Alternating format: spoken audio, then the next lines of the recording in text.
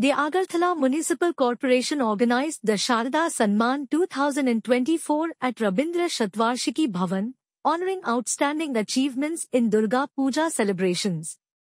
The event was graced by dignitaries including Chief Minister Dr. Manik Saha, Minister Sushanta Chaudhary, MP Rajiv Bhattacharjee, and Mayor and MLA Deepak Mujumdar.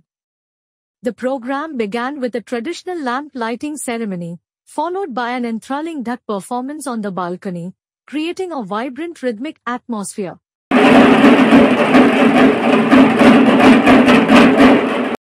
Winning clubs were honored with gigantic trophies and certificates on stage by the esteemed guests. Awards celebrated excellence in categories such as Best Pandal, Statue Design, Discipline, Decoration, and Thematic Presentation, highlighting the creativity and dedication of the participants. The event celebrated the cultural heritage of Bengal.